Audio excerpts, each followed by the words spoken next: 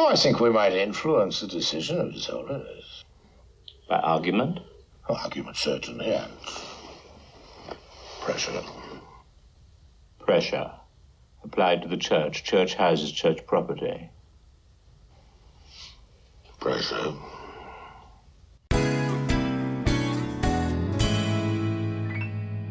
This is Criteria.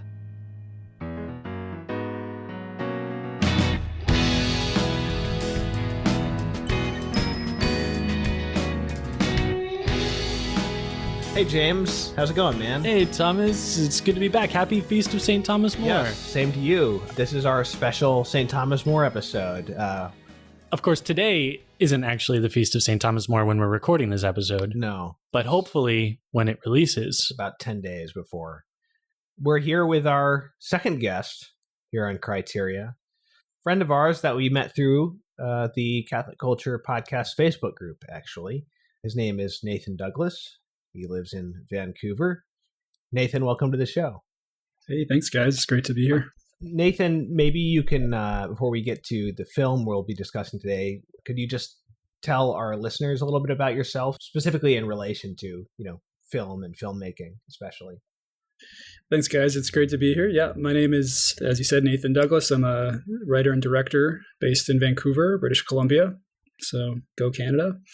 And apparently British Columbia is handling the coronavirus pandemic exceedingly well. Our public health officer, the top doctor in the province, there's a New York Times profile on her a few days ago, which we all read and passed around with great pride, of course. She's a beloved figure here, Dr. Bonnie Henry. So shout out Dr. Bonnie, nice. Making it to the big times.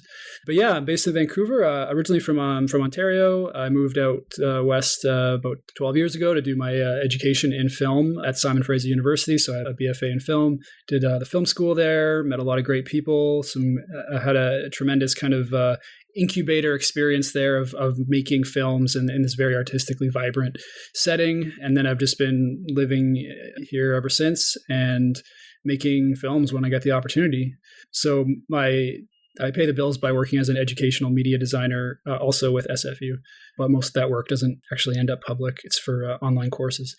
And so yeah, since finishing my degree, I've been directing short films as I get the opportunity to get time and money together to do them. So I've made 3 of those films, and they've all had some interesting runs on the festival circuit in Canada and around the world. So I've been very lucky and grateful to support the films and travel with them when the opportunity arises. And yeah, I'm sure we can talk about this at the end of the episode, but they're viewable from my website through Vimeo. Great. Yeah, we'll be sure to link to some of that in our show notes. So for those of you who want to follow Nathan's career a little more closely, you can check that out. At catholicculture.org/criteria, you should be able to find show notes for all of our episodes there. That's right. And as Thomas mentioned, we met Nathan through the catholicculture.org podcast community page. And so for those of you who are listening to this podcast and following along on the conversations with us who aren't a part of that group, please look us up and join us. The URL, Thomas, is facebook.com/groups/CatholicPods. Yeah, we have great discussions on there. Sometimes we don't. Nobody touched Stagecoach, but I suppose, you win some, you lose some. Yeah. And today we're talking about A Man for All Seasons. Yes, Man for All Seasons. Of course, this is the 1966 version. There were 2 film adaptations. The other one being the later, I think, 80s with Charlton Heston. Nobody thinks that's very good, but this is the famous Oscar-winning one, directed by Fred Zinnemann, and it's based on the 1960 play A Man for All Seasons by Robert Bolt. The screenplay was also written by Bolt, adapted from his own play. It's kind of interesting, Bolt wrote a number of pretty big movies. He wrote Lawrence of Arabia, Dr. Zhivago, and he wrote The Mission. Man, that's amazing. None of which I've seen. This is the only film screenwritten by him that I've seen. I haven't read any of his other plays, but it's pretty amazing. That's so funny. I did not know that. And I actually wrote down in my notes when I was watching the film, I made note of when Lawrence of Arabia was made, which was in 1962. against when this film was made, which was 1966, I have that in my notes. And maybe that'll just be a sneak peek for... Why did you write that down? Well, maybe we'll get there. Maybe we won't. Okay, interesting. We'll have to find out. I mean, could be interesting. Maybe it won't be. Yeah, so I haven't seen The Mission, but The Mission is also on the Vatican film list. So yeah, it's interesting. And I would definitely be... I don't believe any of those other films we mentioned were adapted from plays. So I'm expecting that they would all of these other Robert Bolt screen-written things would probably end up looking pretty different. Although I could be wrong. I mean, you've seen Lawrence of Arabia. Yeah. I got to see a newly restored, well, I guess it was 75 millimeter of Lawrence of Arabia on the big screen, and it was just this was, I guess, a couple of years ago, and it was just insanely riveting. Nathan, am I right? 75 millimeter? That's the size. 70, I think 70 mil.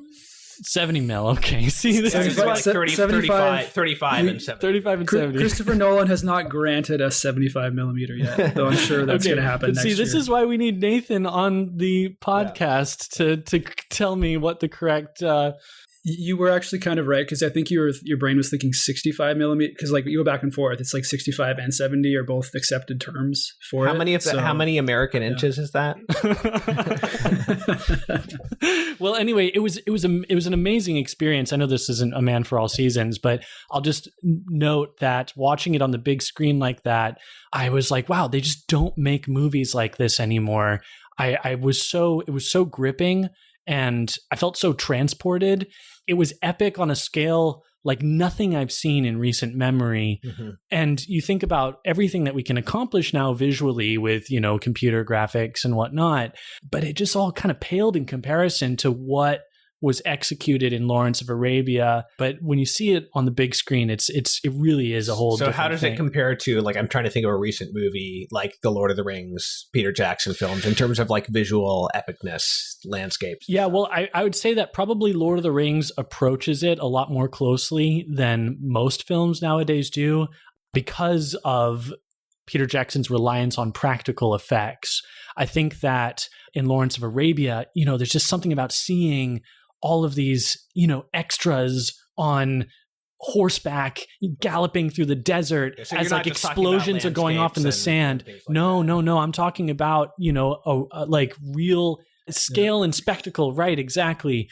And not just sort of smoke and mirrors. So actually Lord of the Rings is a good example too, because the last ride of the Rohirrim is totally underwhelming, because you can tell that only the first row of the Rohirrim at the Battle of Pelennor are actually real horses, and then everything else is filled in with CGI. Okay. Yeah. But in Lawrence of Arabia, every one of those horses is real, right. And every one of the people falling off of those horses is real, and those explosions are real, and the score too. The music is just so like, oh. Right. So anyway. But if I may, I would just say that, like, I think actually the film that comes to mind when I think of it is something more like Mad Max Fury Road, which is much lauded for its practical effects, even though that film is a huge amount of composite filmmaking. But there is a lot that's very practical in it, and you just can't help but go, how did they do that? Yeah, somehow I only ever watched Fury Road the one time, and I've seen it 2 or 3 times. We're all big fans of that film, I think. Yeah, I really, really loved it. And I've wanted to see the black and white version, because actually I think it was said by the director, I'm drawing a blank on his name. George Miller? So he said that the black and white version is the definitive one, or the one that he had hoped to release, if I'm not mistaken. Also the director of Babe, Pig in the City. Or maybe just the first Babe. I'm not Babe, sure. Babe, the original. Okay, as well. Both Babes. So Thomas More. Yeah, so Thomas More is my patron saint. And the reason he's my patron saint is that A Man for All Seasons is my favorite, my parents' favorite film. Although I don't think I saw it in full until I was an adult. I saw the play. I think I saw the play as a kid, a performance at Christendom College, and I read the play as a teenager. I don't think I actually saw the film until like maybe 20 or something. I remember we watched it together, I think when we were in college or shortly after. So now this film has been ruined for me by our guest. No. So, No. let me also say before we go any further, I'm also going, in addition to our conversation here, I'm going to be talking to a more scholar, Lewis Carlin, who has done some writing about the issues of conscience, freedom of conscience, freedom of religion, things like that, as portrayed in the play Man for All Seasons, and the degree of accuracy that it possesses with regards to Moore's actual thinking and motives on conscience and things like that. So I think that's an interesting and relevant issue today. So that'll be a separate episode. Yeah. So I know one of the big things that we wanted to discuss. We all like totally respect this play. Something can be a great performance of a play filmed competently and put on screen. Does that mean it's a great film? Like what's the difference between the art of film and the art of theater? How does that translate onto screen? So maybe, Nathan, you can just give a general opening statement. You don't even have to reference A Man for All Seasons if you don't want to, but just your thoughts on this matter to get our audience thinking about this. Yeah, it's a huge question. And it's something that I think anyone who enjoys watching films and begins to enjoy, considering films as films, which, is what if we describe sort of the hobby or the pastime of cinephilia and the philia aspect, the love of cinema, inevitably that means you start comparing cinematic objects or films to each other. But then, of course, as one's love for films increases, then you start to compare it to other artistic objects. And this kind of happens automatically, just by experiencing the pleasure of a given film. And it's I think, everyone's familiar with the phrase or the sentence, the book was better than the movie. And we've all experienced this, I'm sure. To me, that raises that, one of those really interesting questions about what we're saying when we say that the book was better than the movie, or in the rare case, the movie was better than the book, because we're talking about two totally different art forms. Basically, what we're trying to isolate is that question of what is the essence of the thing that we're studying? What is the essence of cinema? And this is a question that, is really at the heart of, I would say, at the heart of cinephilia as a pursuit, even if people aren't thinking actively about it. The love aspect of loving films and pursuing films and consuming films, there is, at the heart of it is kind of this desire to experience the essence of what cinema as an art form is. And that inevitably is going to mean comparing it to other art forms, especially where adaptation is involved, in order to kind of try to isolate what is unique to cinema. What are the unique strengths of cinema? I mean, there's so many directions you can take it. Right. I'm curious to know how many of the films on the Vatican Film List are adapted theatrical works. I think that I'm more interested in the theatrical adaptation side of this because, you can probably make more of a case for the need to adapt or the desire to adapt a novel into a film because the distance between those two forms is so much greater than a theatrical piece into a film. Right. I just wanted to point out that we were talking about having Nathan to discuss this because of his knowledge of film, but it's also good that we've got you here because you're a theater person. Right. You're an actor, but primarily a theater actor, setting aside your excellent work producing audiobooks for Catholic culture. You're also a film lover, so I'm assuming you've thought about it from both angles. Sure. But, yeah, and it's something that I'm looking forward to talking about in this episode. I think it's one of the things that I like about this film, even if it is also one of the areas where I can have some criticisms, is that I like how theatrical of a film this is. A lot of times when you watch a recording of a theatrical production, it totally is lost in translation. Other times they'll try to, finesse a little bit of numerous camera angles or close-ups, and then that can get a little bit better. But then sometimes you see a film like A Man for All Seasons, which imports a lot of the theatrical conventions, I think, a little more successfully into a film package which isn't necessarily to say that it is therefore succeeding as a film. But I think if you think of it as like theatrical documentary, maybe, then there's some good that can be said of it. Have you guys seen the Laurence Olivier Richard III film? So that's interesting. I don't remember it very well. I think I watched it last year because that's well regarded as a work of filmmaking, and it is highly theatrical. And yet it, I think more so than this film, incorporates interesting camera moves. The main thing I'm remembering is the opening. It starts with him like almost off in a corner away from the camera. And then I forget if the camera comes towards him or he approaches it. But there's interesting interaction between him and the camera, even though it's in its staging, it's highly theatrical. Nathan, do you think of this problem mainly in terms of cinematography or like mise en scène? Definitely, that's a huge part of it. I think the way that I think of the problem, especially when I'm watching a film like A Man for All Seasons, and I mean, my reaction to the film was very much colored by rereading the play, which I hadn't read in 10 years, actually. So I reread it this week in preparation for this. And I just fell in love with the play all over again. I thought it was just a stunning. And I really wish that I had seen it staged, and if it ever happens here, I'm definitely going to go because it is this absolutely stunning play.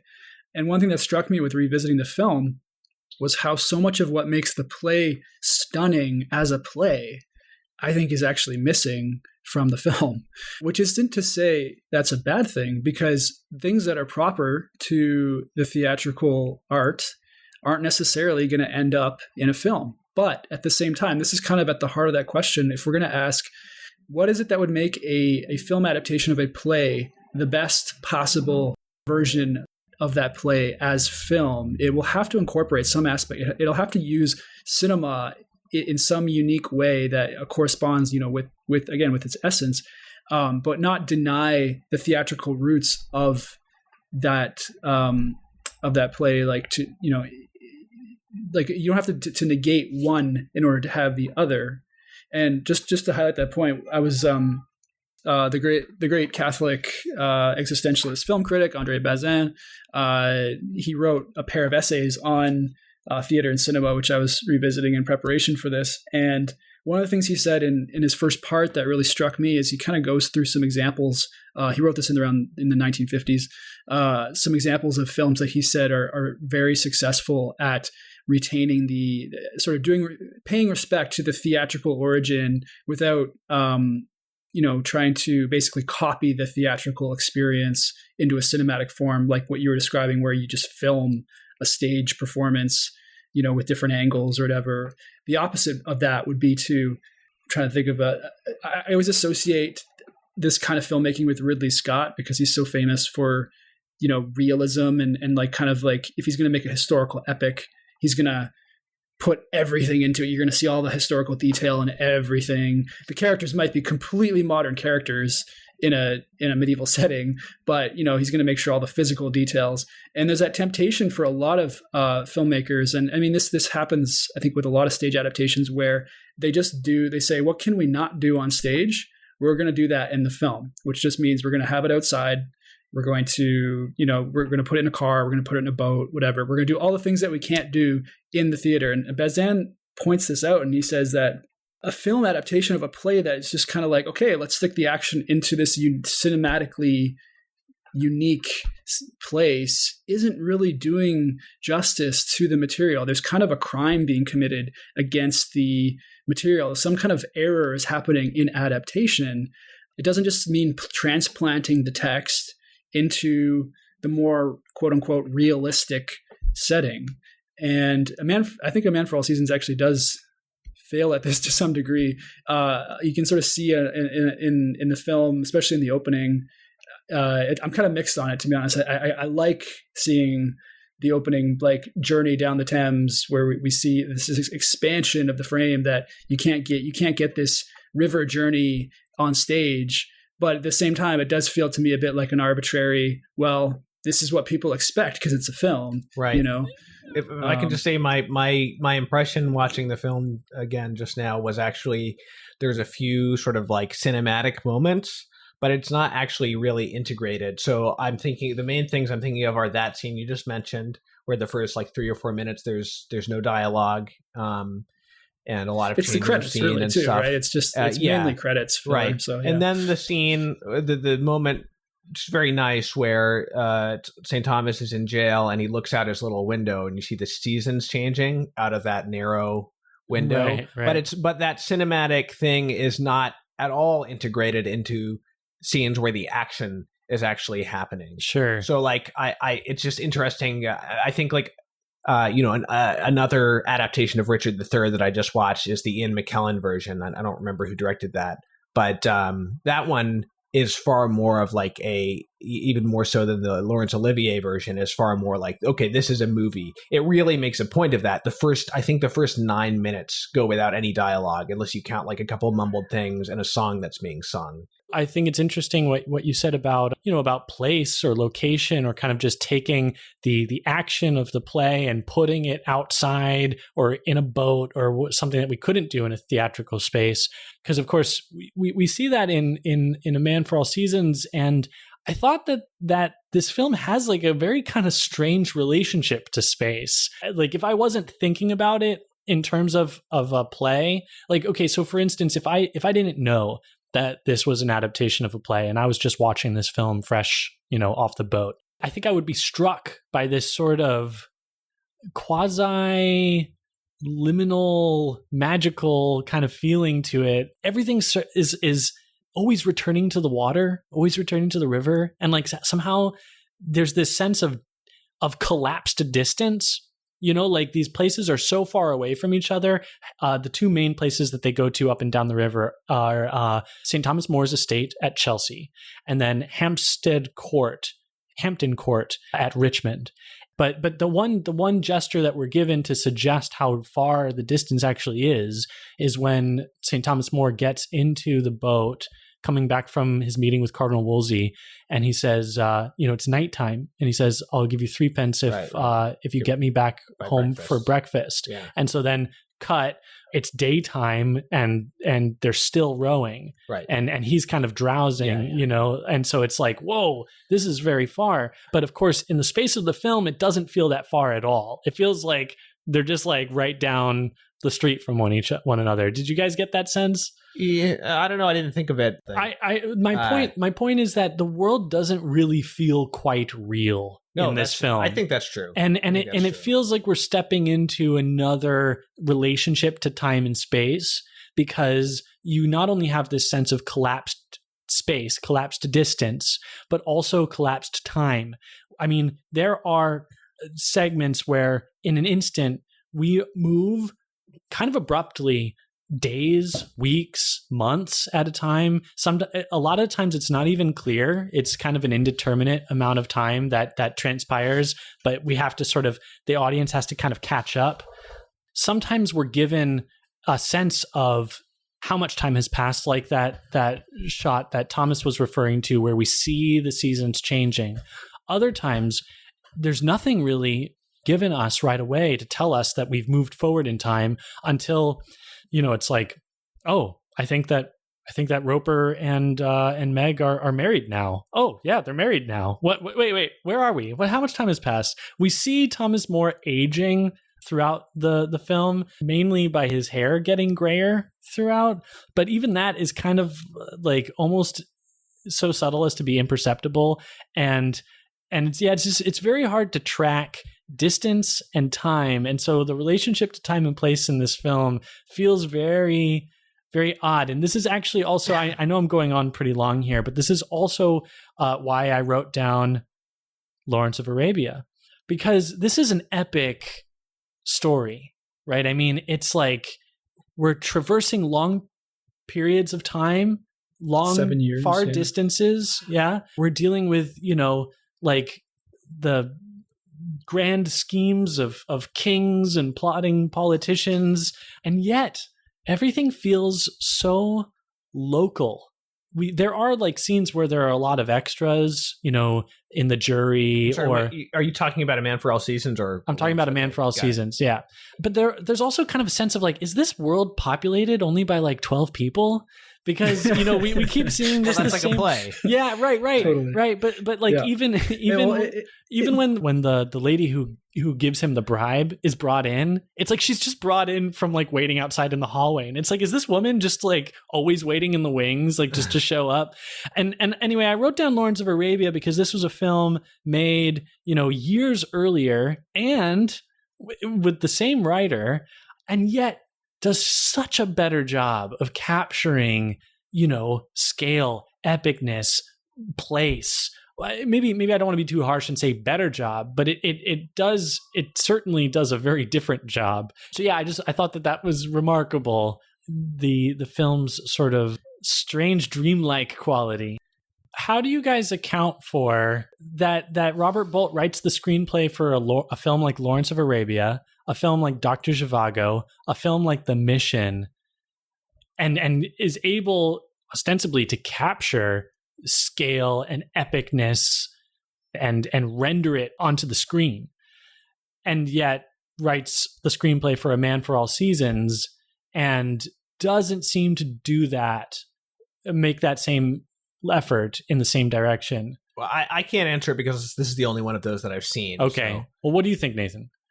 I mean, I think really it's actually pretty simple in that, I mean, A Man for All Seasons was a hit play. Presumably its commercial success is what made producers confident in making it for the screen. The David Lean epics, at the same time, you're dealing with David Lean, so by the time that he's writing for Lawrence of Arabia, he's already seen, of course, Bridge on the River Kwai, so, and other Lean films. So he knows who he's writing for, I imagine. Actually, I don't know the history of Lawrence of Arabia, whether Lean came first and then the script, or if the script preceded Lean, but I can't imagine Robert Bolt wrote it without imagining a director like Lean, being involved. But anyway, this idea of writing for the screen, like he knew what he was writing for, the medium he was writing for, that it would, he would be able to do these kind of things. Whereas with the play, he really is limited by the play. The question of why did he not feel free to completely rewrite the play for the screen, essentially? It must have something to do with either his own fidelity to the beauty of his play, the beauty of the language. I mean, you see this in the direction. If I had to guess, I would say that Fred Zinnemann, probably had to, or somebody along the way would have had that conversation with Bolt in order to help him keep things tied to the play more closely, so that the direction of the film would essentially be a direction of the play more closely, and not something that's more envisioned like immediately for the screen. There's this respect, there's this kind of like, there's this respect and this kind of awe treatment of the dialogue. And if we're going to talk in terms of direction, formally, you really see this in the way that Zinnemann shoots the film, which, my cards on the table, I'm not a huge fan of a lot of his decisions here. But one of the interesting things that he does is the famous scene that everyone likes to quote in the dorm rooms with, if the laws were all flat, then, I'd give the devil a benefit or whatever. So, that moment, that's the first time we have a big Thomas More monologue. And how does Fred Zinnemann shoot that? He shoots that scene, it's typical kind of like standard coverage. Everyone has their own angle. We're cutting between the different angles of each character, more or less. There's a little bit, some wider shots, to give context. But then when it's time for Thomas, he stands up. The camera is on a dolly. It might even be on a crane, actually. And basically, we start moving in on Thomas More as he delivers his like big climactic monologue of this scene. And it's like, this is the sign of a director and a camera that is 100% like in awe of this script. They're not trying to do anything but call attention to the dialogue itself. Interesting. That is the star of the show. And, since arguably because Paul Scofield, was the original Thomas More on stage. Oh, I didn't know this that. play. I think he was the one person He's who was been playing retained this role. From the Oh, wow. Oh, too. Leo McCurr as well. Cool. Cromwell. That's Cromwell awesome. was also nice. on stage. Yeah. So, I mean, in the play I have, there's pictures in the back of the two of them from the Broadway version. Cool. But, anyway, so yeah, but you can kind of see that in their performance. Actually, this is getting into another area. Maybe we'll talk more about later. But like with performance, with Paul Scofield, like it was a hit play. He was the star. This is his moment. And I think Zinnemann in some ways was shackled by his reverence for the play and maybe whatever experience of the play he had seeing it. That's interesting. Because it's all over the film. Yeah, the way in which they shoot it is entirely about the dialogue. Right. And, I find myself when I'm watching this film thinking back to my experience of seeing the play produced. Thankfully, I saw it many years ago at the Virginia Shakespeare Festival, and it was a great production, and the actor who was performing Moore did an excellent job. And I just, it was one of those experiences you have at the theater where, your breath gets taken away and you feel goosebumps. And so I definitely feel a nostalgia for that experience when I watch the film.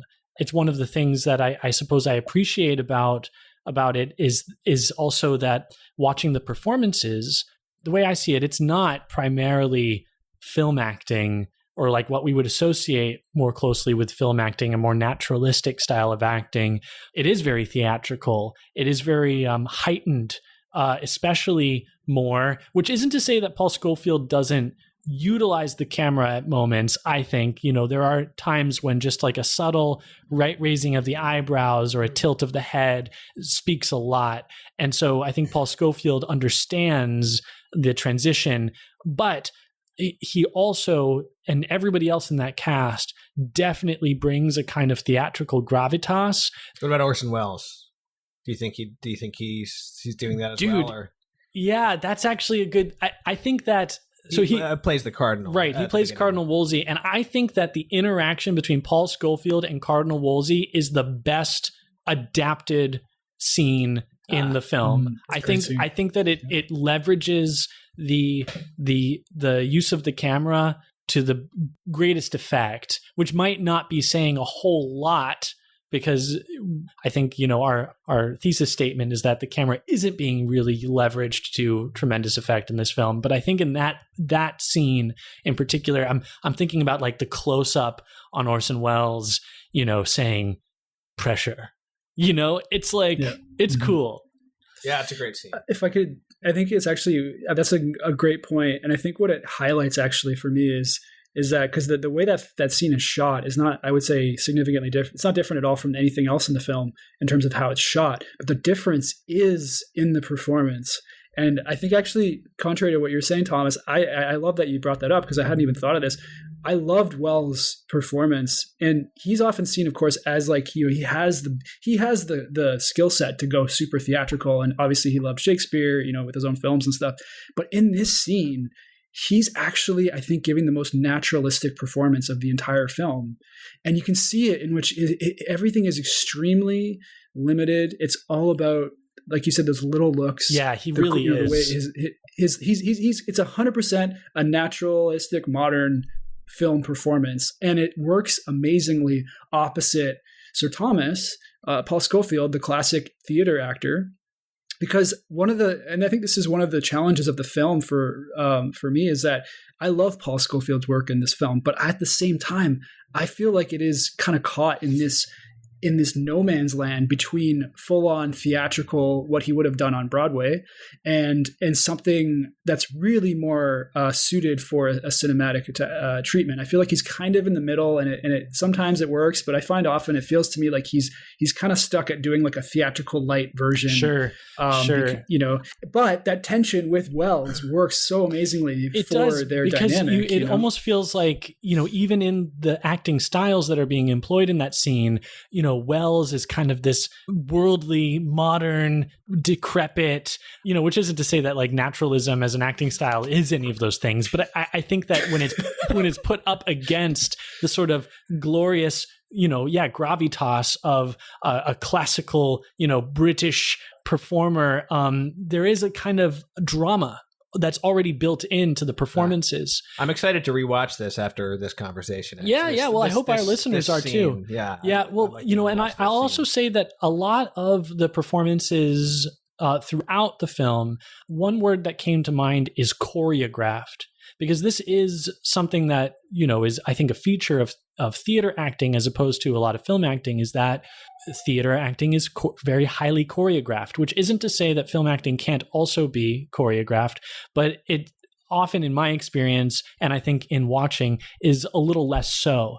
So, when you're on stage, you're blocking, where you're going to be moving in the space in relation to the other actors. But you also know your gestures, or your facing. There are sort of deliberate, gestures that you'll make aligning with your recitation of the text that, together create a sort of choreographic score that is repeatable every night. And I think that you see that coming through in some of the performances at various moments. So if I can just ask, why do you think that is? Because, you might think that in film with a moving camera and closer angles and stuff, it would need to be more choreographed in advance to some extent. So why is it that theater is... When you're doing a play, once it's go time until it ends, curtains come up and you go, and everybody has to know their parts and has to sort of work together like a well-oiled machine. But with film, it's cut. All right, let's shift things around, move that light over here, you go sit over there. So much of it is done on your feet and improvised, and you can do a whole different bunch of takes of something and then build it into whatever you want in editing. I see. In film acting, it's really more about, or at least one of the main ways, is more about inhabiting that sort of feeling that is driving the scene and trusting that is going to come out kind of almost through your pores, but like through the eyes, and like the ways in which the camera is there to catch what it is you are feeling as an actor. I'm so disappointed. And a lot of that is going to come through the eyes, through the face. No, of course there's improv in theater, Thomas. Sorry. Yeah.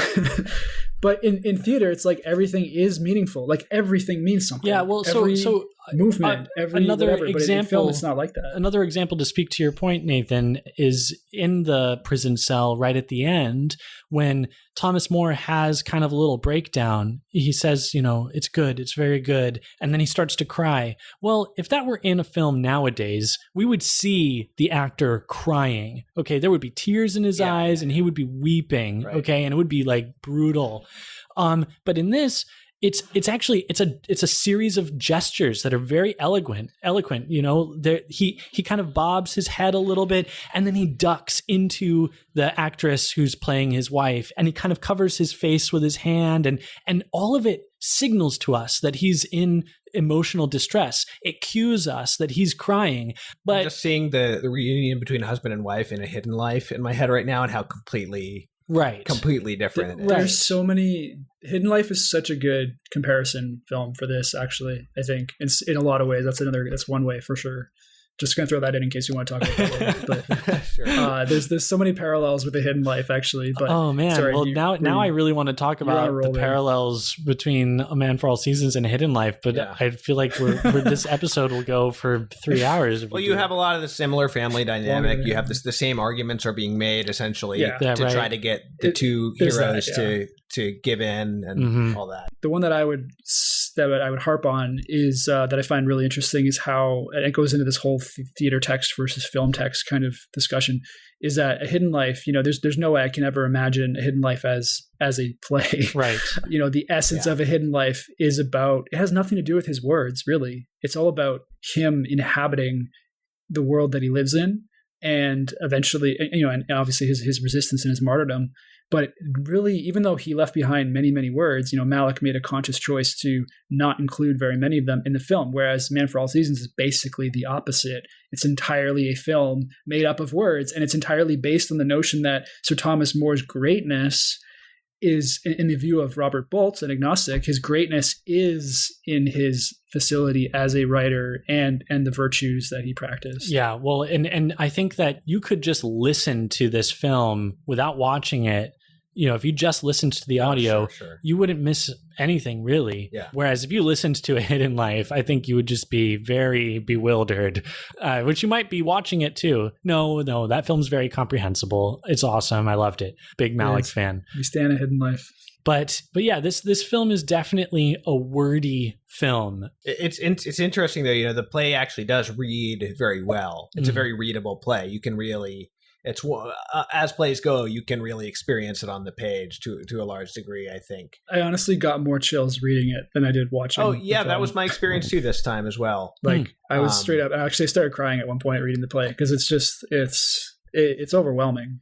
I want to speak to this notion of the film being wordy, because I think the thing that struck me in really revisiting the play and the film is how much the film takes out away, how much it cuts from the play.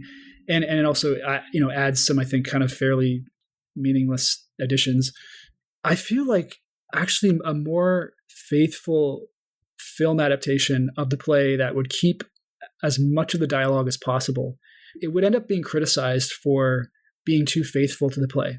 But I feel like it would actually be a better adaptation as a film, because so much of this work's power is basically in the words, And in order to, and the effect that they have, the way that Bolt wrote each scene, like there's such an integrity to each scene, nothing superfluous, that just kind of runs its course, like water or whatever. And then when it reaches its end, it's like, oh yeah, we got there. And the way the film, I think, kind of winnows out some of that material. And I'm not saying this from a plot perspective, it's too bad we lost the plot of the Spanish ambassador or whatever, but it's more like what he brought as a character and what he brought as just the pleasure of the exchanges that he had with Thomas More. There's a scene in the play where, he brings the letter of Charles V to Thomas More, and More has to refuse him. And that's not in the film. And it's like, I mean, there's just every opportunity, I feel like, to see Thomas More navigating the traps that are being set for him, even the ones unintentionally, is a pure pleasure. You're seeing his intelligence, his wit, everything. It's all about him, right? And the film kind of only picks a few banner moments to really emphasize. And I feel like that's actually kind of to the film's discredit. I understand why they would have done that, but I feel like it is a loss, it's interesting. And especially when it tends to leave out is the stuff showing Moore's loyalty to his country. So there's the scene where he even warns Norfolk after speaking with the Spanish ambassador. He just went on a tour of the North Country or whatever. And, there's going to be possible unrest because of what the king's doing. So you better watch out for that. Things like that are really interesting. You get to see both sides of it more. I mean, clearly you get the friendship between More and Henry in this film, I think, equally as with the play, but there's some other issues that it doesn't deal with. Can I just make one comment on the point? I think the film is at risk, and I think this is partly, I don't mean to be controversial here, but I think one of the reasons the film is well loved by a lot of conservative Catholics is because it has that kind of every scene is Thomas More owning his opponents with facts and logic and wit and cunning and all that. Thomas More destroys college SJWs. Totally, it's the film is at risk of being repatriated as a Shapiro thing or something. But basically, it's partly that's the fault of just watching it in this age. Obviously the 60s would have been different. I think the most riveting performance, and perhaps the easiest one to miss, is Vanessa Redgrave as Anne Boleyn in the one scene where we actually see her, which is at Henry's wedding. It's a short sequence, but Vanessa Redgrave, who of course is the daughter of the famed British actor Sir Michael Redgrave, and a terrific actress in her own right, she does so much in that short sequence with nothing, a wordless performance. I don't know. It's just we see her looking out the window first with this sort of wide eyes. She's looking around, and just prior to that, we're shown a montage. It's a repeated visual motif of the gargoyles, and so maybe she's looking around at all of these faces, right, but also at all the demons that are totally the passions that are driving her actions. Who knows? But you can also tell that she's just sort of in a state of awe at where she is at life and what has just happened. And then King Henry joins her at the window, and there's this really interesting segment where he sings this song, that isn't a literal explication of what's happening in that moment, so it is kind of a more metaphorical or poetic gesture there. And she's just watching him with this sort of kind of unsettling grin, and I would describe her performance overall as unsettling. yeah, but it's striking, isn't it? She makes an impression in a very short amount of time with very little to work with. She drinks from the wine, and some of the wine is in her teeth. There's a lot of like dissolution conveyed by her performance. Oh man, it's cool. So I just wanted to sort of point to that. That's great, yeah. As kind of being of a different kind. I know we've already talked about Orson Welles and his performance, but I think that Vanessa Redgrave too manages to do a lot of interesting stuff in her short scene. Yeah, that's a good point. I also want to rewatch that's that a really scene interesting now. That's really interesting in that, like it takes someone who is basically an abstraction in the play and gives this kind of full human moment. I haven't actually thought of it like that. Just to say a couple things about words. So first of all, it's interesting to make that comparison with A Hidden Life, because I just remember seeing a couple of reviewers say that they didn't come away understanding the motives of Blessed Franz watching A Hidden Life. I don't know that anybody has said that about St. Thomas More in A Man for All Seasons, and I think part of that is because there's a lot more words, and also not just for him to explain his motives, but partially because I think that the way that Thomas More probably wins over the secular viewer is with his wit and his clear brilliance, and his, not only his brilliance, but his kind of like, I don't know if you would call it like a tolerant attitude, just like a genteel attitude even towards his enemies. So much of the time, his self-possession, his virtuousness is just so off the charts. Like who doesn't want to be Thomas More in that situation? Also, this play is about, whether the play and the film, they're about words in their subject matter so much. I mean, it's about what it means to take an oath. It's about the law. It's about all these things that totally depend on words, and you can't really convey with a wordless performance. Right. A man is his word. Right. So even though it's about him not taking an oath, and there's just, I think, really just one scene where he's actually quiet when he's being interrogated, right? Well, they're asking him a bunch of times, his reasoning, but most of the time he's not so much sitting mum as he is, circumlocuting and doing all these different things. So that's interesting. The other thing I'd say is that, one thing you don't get in the play or the film is Thomas More's asceticism. In the play, there's one scene where somebody comes looking for him, and they're like, "Where is he?" When the king is coming, and they're like, "Where is he? Like, what is wrong with him?" And he's in his, like, I didn't know way people wore a cassock to like pray Vespers, but I guess they did. So he's in there praying Vespers. So that's probably the one example I can think of. But like, I think there is a danger for any like Catholic viewer of being, and I can certainly say this, with my like misguided pride of having Thomas More as my patron saint, being overly enamored with all of the worldly qualities that were great about him, neglecting like the asceticism, and that's not what the play is about, primarily, but probably worth noting that, like, you don't want to, because you were talking about like the ownage factor, you also don't want to be too enamored with all the wit and the charm and the education, as I have often been, and neglecting the spiritual writings and the asceticism and all that. Right. I think that raises an incredible point, which is that, and I think a lot of Catholics who like this film and love this film, they tend to see it as like the definitive screen treatment. I mean, effectively, it is the definitive screen treatment of Sir Thomas More. Like, nothing we have out there comes even close.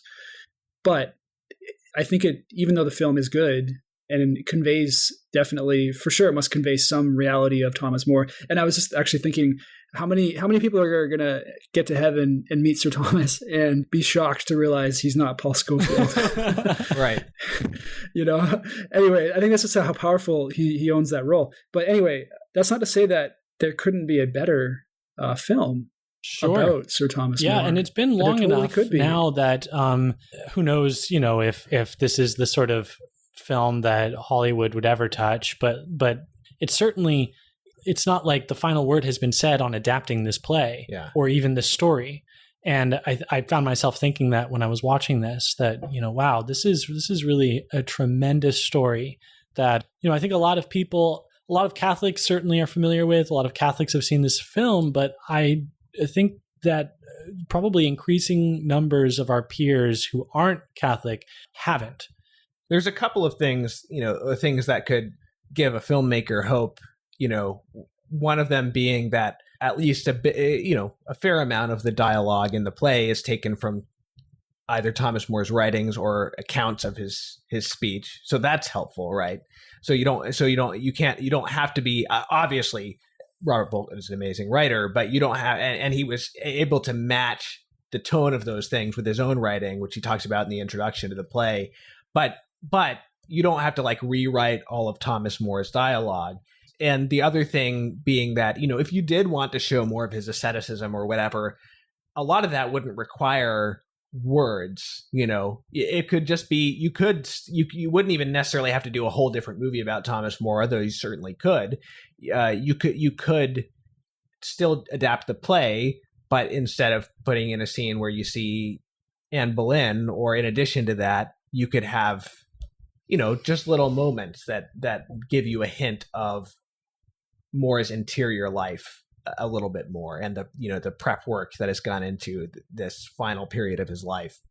So this is the second film that we've covered on this podcast from the religion section of the Vatican film list, the first being Babette's Feast. So aside from the obvious, answer that the reason this is included in the religion section is because it's about this tremendous saint, can you think of what other reasons may have led the Vatican to not only include this on the list in the first place of the 45 films, but put it in the religion section? I honestly, I think it belongs in the value section. Honestly. I think so too. I agree. Interesting. It really has very little to do with religion.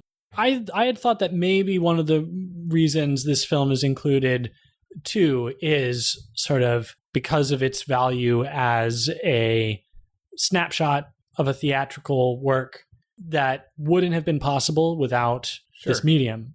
That in itself is valuable. That for people who can't see this production or who never will, there is something for them to see. Nathan, are you familiar with Fred Zinnemann's other work?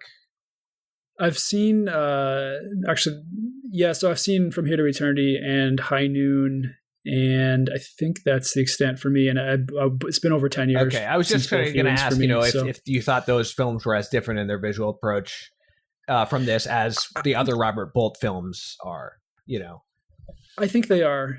Just going off very, very rough memory, I think both of those other films definitely lend themselves. They definitely seem like they have a way more of a visually distinct approach to them than this one does.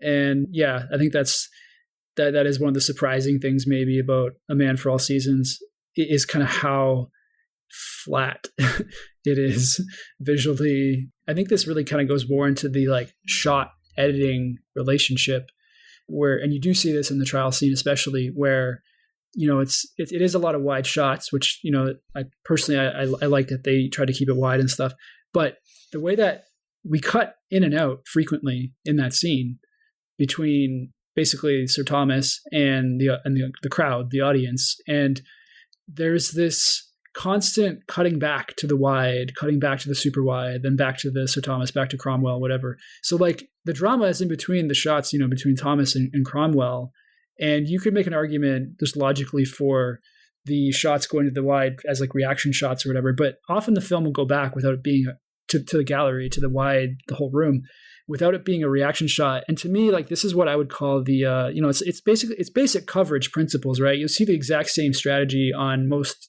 dialogue-based television shows, like a lot of obviously dialogue-heavy films, where the difference between what we say is between a coverage approach versus something that is, for lack of a better term, more intentionally directed, quote unquote, is that with a coverage-based approach, you kind of get the impression that it doesn't really matter when we cut. It doesn't really matter what we're looking at. It's just kind of like to change things up. Whereas, when you see a film where every cut has a weight to it and you can see why they cut to this other angle, it didn't feel super intentional when they were doing the wide shots. Exactly. It's right up to the point of the very, very last moment of that trial where he's basically screaming, which I was like totally shocked by how clumsy it is. because the only thing I can come to sort of explain that is that they must have added the dialogue after they shot it, and they didn't have the actual footage of him yelling. So they had to just cover it as a wide. That's what it feels like to me. But it's so clumsy and clunky. Like, there's no way you cast Paul Scofield and then don't shoot him yelling those lines. Well, it's interesting because you mentioned this sort of the first time we're given a more monologue.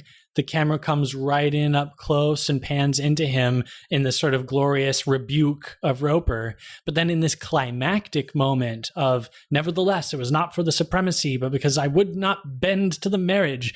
We're all the way in the back and like in the upper gallery looking down. And even the framing feels to me like they took that shot from another shot and reframed it. I had that same thought too.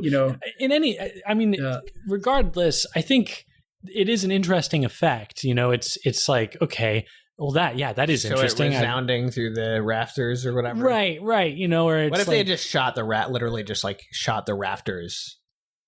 No people. Totally. Like it bears the hallmarks. Like this, there's nothing wrong with this per se, but it bears the hallmarks of a scene that was basically found in the edit, as they say. Nothing wrong with that in principle. But I would say as a filmmaker, I think the more intention you have, the more intention you have on the day shooting, like that's going to show up in the edit. Like if you're trying to find it in the edit, probably you weren't preparing enough on the day. And what do you think Terrence Malick would have to say about that, Nathan? What do you think Werner Herzog would have to say? Okay, you got you there. Yeah, but there's something I was thinking about at the beginning of our conversation when we were talking about theater versus film and the different approaches to adapting. So we've talked about the kind of approach where you try to make it as cinematic as possible, which I don't really have a problem with in theory. It seems to me, and tell me what you think about this, there's like a couple different ways of adapting a play. You can try filming a play. You can try to reproduce the theatrical experience in an objective manner or in a subjective manner. I think that this play adapts it in more of an objective manner. And I think there are probably other film adaptations of plays that do it in a recognizably theatrical, but a more subjective reflection of the theatrical experience. I only have vague memories of that Olivier Richard III, but I'm again thinking of that opening monologue where you're on a level, with Richard, and he's coming closer and away to you. Feel like he's coming towards you. It feels like he's coming towards the camera or the audience where you're sitting or whatever. You don't really ever have an effect like that in this film. I don't think it has more of a sort of objective feel to me. I'll grant that. Does that make sense? Totally. So I'm just kind of curious if either of you have any names that you can drop of film adaptations of plays that you think are recognizably theatrical in their spirit and yet do a better job of adapting to the film medium as opposed to good adaptations that are very cinematic, like sort of deliberately. Yeah. James, do you want to? There's a Russian film adaptation of Hamlet that I saw a couple of years ago. It's from 1964, so it's of the same period as this film. The director is, I don't know how to pronounce this. It's Grigory Kozintsev, but it's a Soviet adaptation of Hamlet. And I think that it, without going into it too much, I think that's an example of something that successfully captures something of, the Shakespeare theatricality while still honoring that this is a film and a cinematic experience in its own right. Yeah, I'm actually blanking on specific like stage to film adaptations, but one I would think more of a director like Elia Kazan, who did On the Waterfront, Streetcar Named Desire, which I haven't actually seen many of his stage to film adaptations, but I believe he's a good example of somebody who is trying to get really hard into the subjective, psychologically, acute aspects of taking a play from the stage to film. And I think that shows up definitely in how he shoots films. He has a way of looking, even in his films that aren't stage adaptations, he has a way of looking at his characters with a sort of an unblinking eye, this really intense gaze trained on the actor in order to soak up every bit of real thing they can give us. It can be quite striking. It can be exhausting, but it can also be quite striking in the right material. That's great, because we're going to be watching On the Waterfront eventually on this podcast. It's included on the Vatican Film List. Yeah. So our listeners can look forward to that. One thing I wanted to ask you guys was, I'll say something that struck me reading the play was this very theatrical device of the common man. Just to explain for our listeners, Man for All Seasons, the play, opens with a character whose name is the common man, capital C, capital M, and he plays various servants, guards, boatmen. He plays the common men who appear throughout the play, interacting on the sidelines of the drama with Sir Thomas More. And it's a very interesting, it's a fourth wall breaking device that is, meant to directly challenge the audience. In the final moments of the play, this man plays the role of the executioner. And so, he kills Thomas More, and then he basically turns to the audience and says, at least in the original staging, and I think it was London, he says, that's how it goes, don't get too mad at me for doing that. If you see me in the street, recognize me or whatever. But there's this challenge, it's a very this very kind of politically barbarous challenge to the audience. And you can only really do this in theater, where you can challenge someone directly like that and have it be part of this kind of integrated part of the play. I thought it was really effective. Actually, normally I don't like that kind of device, but I felt like it was really powerful in explicating those concerns of Thomas More as a man of conscience and turning it back on us to say, where is your conscience, so to speak? You are a commoner like this character. Where is your conscience? I don't know. I'm just curious, what do you think about that, not being in the film? Yeah. Because that seems to be the biggest change and overall. it also seems to be pretty central to Robert Bolt's interest in writing the play and in the figure of St. Thomas More. I mean, the name of the play and of the film, A Man for All Seasons, seems to have some correlation to this character of the common man. And in fact, there's a line that doesn't make it into the film, but is in the play where the jailer says, he says, well, don't blame me. I'm just a plain simple man trying to stay out of trouble or whatever. That is in the film, actually. Well, no, that line is in the film, but Thomas More's retort is not. After the jailer leaves, he says, "Sweet Jesus, these plain simple men." Right. These plain, simple men. But in the film, we just have Paul Scofield looking at him sort of bewilderedly. I do kind of wish that was in there. Robert Bolt, in his introduction to the play, says that the common man was often misunderstood by people to be a commoner, but the name the common man, even though he does represent a lot of common characters, it's meant to be a more metaphysical statement. Right. This is what all men have in the tradition of the everyman morality plays, Right. So it doesn't just mean the sort of the populist figure. It's also what we each have in common. Right. And it highlights Thomas More as an exemplary man, as a Christian man. So we only get one of these kind of monologues, and it's changed from being the common man to being just Matthew. And there's another character in the scene that he's talking to rather than the audience. I guess it's his wife or betrothed or whatever, fellow servant. Right. After Thomas More lets all the servants go, and he asks Matthew if he'd like to stay on for a little extra, a little less, more work and less money. And he really upsets Matthew by telling him that he's going to miss him. And then Matthew, after he leaves, Matthew delivers this angry speech where he's like, miss me? What's in me for him to miss? You ask me if I'll take less money. No, that's just hard luck sometimes. It's missing a few lines from the play, which I thought were powerful, where he's like, whoa, I almost got convinced by Thomas More that he actually cares about me. That was a close one. Yeah. And continues his cynical attitude. Yeah, it's weird that the film even includes that little outburst, because it works so hard to try to justify it by placing this woman there for him to talk to. Strange, and it's that's just another example of sort of the awkwardness of the adaptation at points where it's wow, you really didn't try very hard to fit this to the screen here. Because I feel like it almost makes that interaction even more awkward, that there's this sort of speechless woman next to him. He's just yelling at her in her face by the end. If he was talking to himself, or even if it was a direct address moment to the camera, I think it would be more effective than what we have.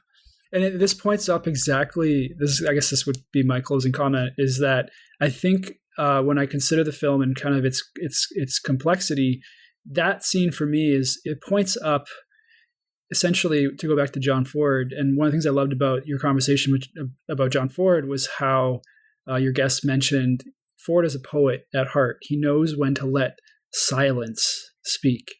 And you see that in every Ford film. There's always those moments when words end, they will not suffice, nothing can be said, but the camera remains watching, people remain listening to each other. It's about the silence of being with each other and that presence, and just so many incredible moments. In A Man for All Seasons, the moment when Moore says, "I will miss you, Matthew," and he demurs and he says, "No, I will miss you, Matthew." I guarantee you, if John Ford had directed that scene, it would have ended in silence. Moore goes back upstairs. Matthew would just kind of look, obviously bewildered. It's so powerful just to not say anything, And I think that to me, that moment kind of like encapsulates the slight tragedy of A Man for All Seasons, wherein it is not really confident enough in the ability of cinema to speak without speaking. And that's repeated all across the film.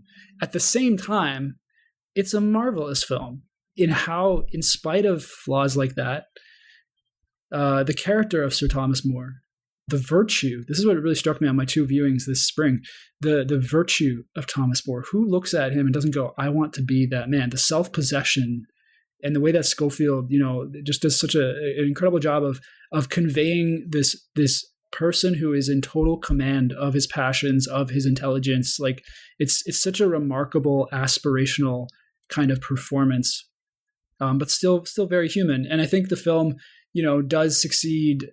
I know I've been very critical of it, and even saying like I think there could be a better film about Sir Thomas More made. I do believe that, but the reason the film is lovable in these aspects that are conveying this beauty of, some aspect of Sir Thomas More's beauty, I think, as a person, as a saint, comes through in this broken vessel. It's just a reminder of like how much we are drenched with grace, with being, like, that comes through even with all these flaws. I cried during his goodbye to his wife.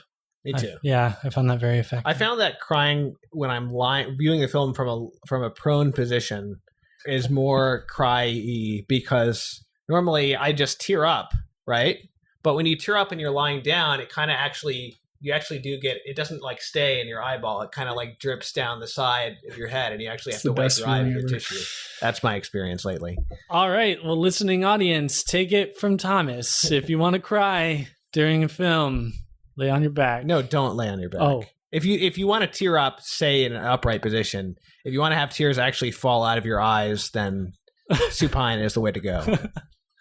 So, Nathan, thank you so much for having this conversation with us. We're very grateful for you taking the time, joining us from Canada. And I won't be surprised if we have you back on the podcast again in the very near future. Thanks a lot, Nathan. Thank you, guys. It was a real pleasure. And just for anybody listening, as I mentioned before, I guess based on how long we've gone here, it's safe to say it'll be a separate episode, maybe released in between this and the next film we discuss. I'll be speaking to a Thomas More scholar, but we'll be talking about the issues of conscience and selfhood and things like that, and the degree to which this play and film are an accurate reflection of More's actual values and motives. So you can look forward to that. I'm looking forward to that conversation, because this is another big question about the film that if I didn't have this scholar to talk to, I'm sure that we would have discussed at greater length today. All right. Well, this is a production of CatholicCulture.org. Please tune back in next time. We are going to be watching Krzysztof Kieslowski's Polish movies about Polish people in Polish times. So yeah, we're going to be watching Krzysztof Kieslowski's The Decalogue. Not all 10 films. We're just going to be starting one at a time, maybe 2, but keep posted. We'll let you know on the... Keep posted. We'll let you know on the podcast. Who's posting? We'll let you know on the CatholicCulture.org podcast community page. Audio efforts. Signing off.